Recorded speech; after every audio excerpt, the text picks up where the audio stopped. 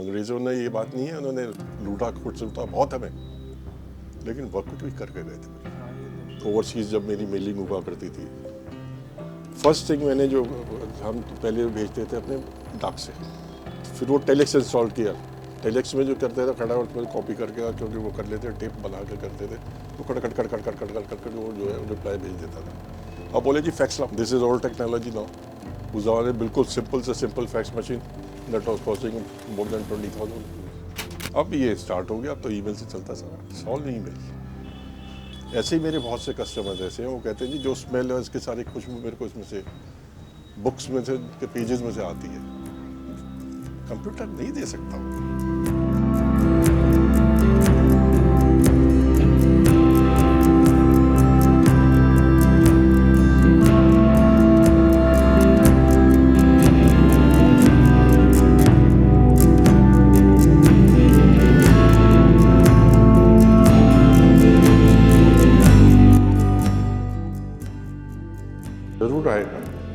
ज़रूर आएगा बिकॉज जैसे वो कहावत है ना, हिस्ट्री रिपीट्स इटसेल्फ, तो ये ज़रूर रिपीट होगी, 100% रिपीट होगी। कुछ कोरे कागज़ के पन्नों पर लिखी चीज़ों को बुक कौन सी चीज़ बनाती है?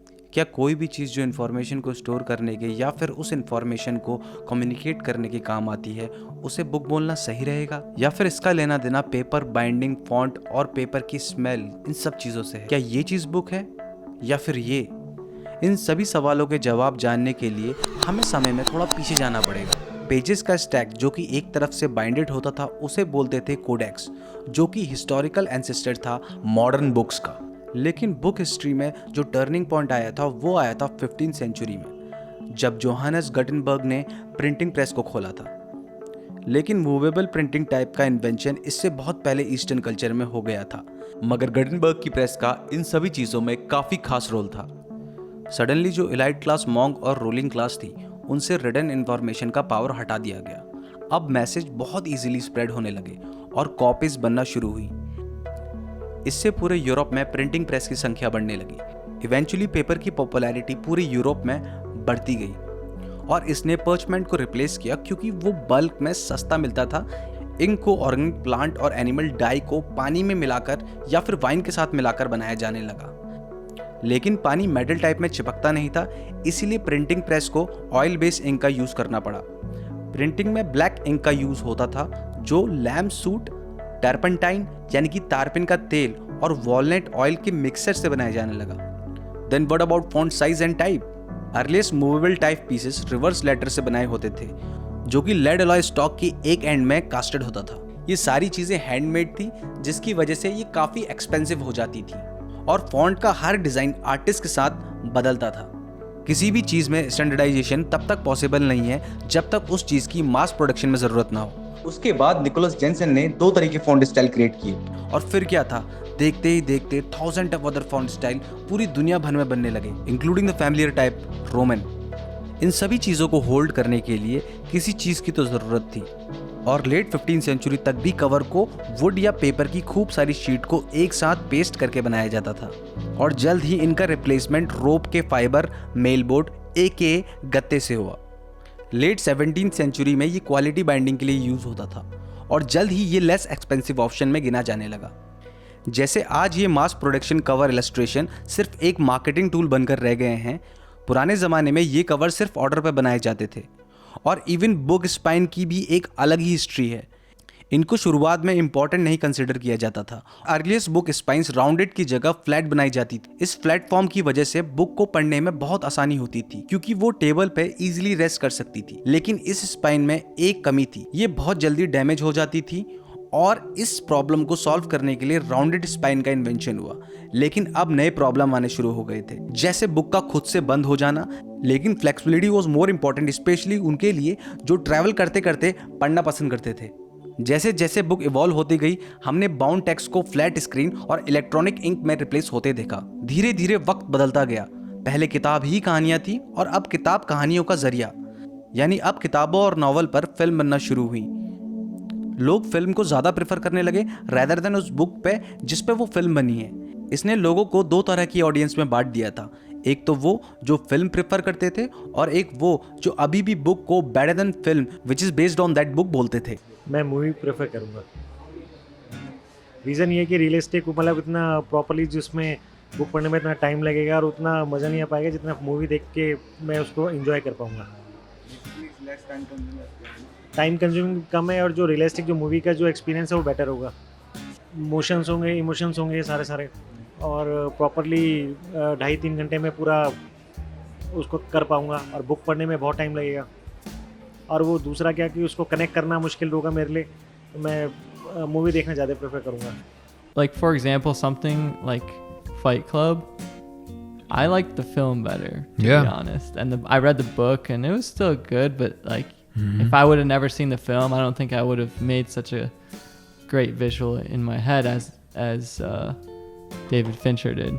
So if I haven't read the book or haven't seen the movie, I would prefer to read the book first and then watch the movie, because when I actually read the book, I can understand what everyone is thinking. There are these references, there's everything that they are going through. The movies show good representation, definitely, but they can't actually get into the mindset of the characters that you can experience through the books. You won't be able to understand what every character is thinking, why they're doing something, which in a movie than you can in a book. So if I haven't watched anything, if I see a movie first, then I might actually like the movie. But if I read the book first and then I watch the movie, then sometimes the movies pale in comparison because they don't actually hit as much as the books do. What about present ground reality? Computer, iPads, iPhone, इन सभी की वजह से physical book readers में कुछ सालों में कमी आई है। एक टाइम में डिक्शनरीज कितने बिकते थे? हर स्कूल के बच्चे के बैग के अंदर, हमारे भी उसमें होती, ऑक्सफोर्ड की एक तो छोटी सी जरूर रहती थी और एक वो कहते थे बड़ी वाली डिक्शनरी घर में रखो। I sold many. उस जमाने में जो है मैं पूरा उनका जो लॉट होता था उठा के ले आया करता था एट रीजनेबल प्राइसेस, और वो रीजनेबल प्राइसेस में निकलते। आज वो डिक्शनरी देखने वाला आज मेरे 10 साल से कोई नहीं मिला मेरे को। एनसाइक्लोपीडियाज में लेके आता था, अब तो मेरे ख्याल से एनसाइक्लोपीडिया बोलना भी नहीं आता होगा किसी को। एनसाइक्लोपीडिया क्या होता है? कंप्यूटर खोले बता देगा गूगल, जो सर्च कर रहे हैं तो सभी बता देता computer. That is why dictionaries और इस टाइप के एनसाइक्लोपीडियाज दे आर वैनिशिंग। क्या सच में बुक केवल स्टूडेंट के कोर्स तक सीमित रह गई हैं? एजुकेशन सिस्टम जो हो गया है हमारे, ये एक तरीके से देखा जाए तो एक लाइन की तरफ चला जा रहा है। आपने एक डॉक्टरी करनी है तो आपको 9th-10th क्लास के बाद से जो आप कोशिश करते चले जाएंगे उस लाइन पर जाओ, इधर नहीं इधर नहीं, या कोई और प्रोफेशन आपने इंजीनियरिंग लेना है, ये करना वो करना है, you will go in that line on that side. तो उनको आजकल इतनी ज़्यादा मुश्किल आ गई, उनके पास इतना टाइम ही नहीं है कि उसे जो है सीरियस जो पढ़ने वाला होगा कि वो ये पढ़ ले वो पढ़ ले। तो they are very busy with their own career and their studies. अब मेनली जो बुक्स का बिजनेस रह गया है, जहाँ तक मैं समझता हूँ, it is only text books, क्योंकि वो ज़रूरी है। आप नहीं करेंगे तो कैसे काम चलेगा?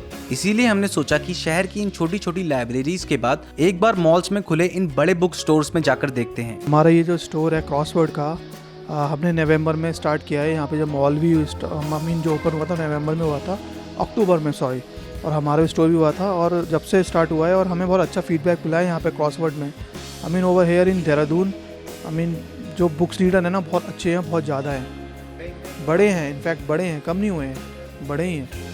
बहुत अच्छा रहा है, रेस्पॉन्स बहुत अच्छा ही है। और बेसिकली यही होता है, मैं 2009 से इस लाइन में हूँ, बुक्स में हूँ। मैंने यही नोटिस किया है, जो बुक्स लवर जो होते हैं ना, जो पढ़ना को पसंद करते हैं बहुत ज़्यादा, वो यार फिजिकली जाके लेके बुक्स लेंगे और वो अपने घर पे उसको कलेक्ट भी करते हैं और उसका अपनी एक पर्सनल लाइब्रेरी बनाते हैं। बुक स्टोर में आए कुछ बच्चों और लोगों से हमने बात की तो लगा कि सच में चीज़ें बटी हुई हैं, क्योंकि हर 3 या 4 लोगों के ग्रुप में कुछ लोग बुक लवर मिलते थे और कुछ फिल्मों को प्रेफर करते थे, because it's less time consuming. ऐसे ही एक लड़की से जाकर हमने जब पूछा, So for me, I prefer physical books because I read a lot of online books because it's easier to get it. But physical books are just, they have this different essence that you cannot get online. So while reading a book, when you're reading it online, you can't feel everything that is actually going on in the book. But when you're reading it, when you have a paperback with you, you can keep it with yourself. It's this memory, it's this thing that's there present in the environment, and it just has this different essence. So I prefer paperbacks. यहाँ पर देहरादून में तो ऐसा है, मैंने ऐसा भी notice किया है कि जो है ना 80+ 85 जो बहुत ओल्ड यू नो एज के जो लोग हैं वो भी आते हैं और वो खरीदते हैं, और एक छोटे से बच्चे भी रहते हैं हमारे पास, तो सारी कैटेगरीज़ हैं, तो वो भी आके और अच्छा ख़रीदते हैं। और जो पेरेंट्स हैं वो उन्हें बुक्स को you know they really encourage their kids to buy books. और यहाँ पर मैंने ऐसे भी एनकाउंटर किया है, बहुत अच्छा लगा था मेरे को। एक मैं आपको इंसिडेंट बताता हूँ, बहुत ही अच्छा लगा था। एक हस्बैंड वाइफ थे एंड क्या कहते हैं वो यहाँ पे हमारे कस्टमर्स आए, I mean they were like 60+, और एक और फैमिली आई थी, उनका छोटा बच्चा था, तो वो बुक्स देख रहा था बुक्स डिपार्टमेंट में, और वो ख़रीद रहा था, बुक देख रहा था, उसको अच्छा लग रहा था, वो अपने मॉम डैड से बोल रहा था कि मैं ये लेता हूँ। ओल्ड एज के जो हस्बैंड वाइफ थे, उन्होंने एक उनके जो बंदा था उसने एक हमसे बुक ख़रीदी, कॉफ़ी टेबल बुक, और ख़रीद के हमसे यहाँ पे गिफ्ट रैप करवा के उस बच्चे को उन्होंने उसको गिफ्ट किया। I mean what a nice gesture, मेरे को बड़ा अच्छा लगा। मैं उनको बोले नहीं मैं गिफ्ट कर रहा हूँ, मतलब वो अननोन थे, वो फैमिली अननोन थी, वो किसी एक दूसरे को नहीं जानती थी यार। फिर जस्ट बिकॉज उन्होंने बोला, जो अंकल थे उन्होंने बोला कि नहीं मेरे को बहुत अच्छा लगा, इतना छोटा बच्चा है और यू नो ये इतना मतलब बुक्स रीड करने के लिए इतना यू नो इतना ज़्यादा मैं देख रहा हूँ एक्साइटेड है, तो मेरे को बहुत अच्छा लगा, इसलिए मैंने बुक्स खरीद के उसको दी कि आप घर जाओ, this is your book now, you can read it.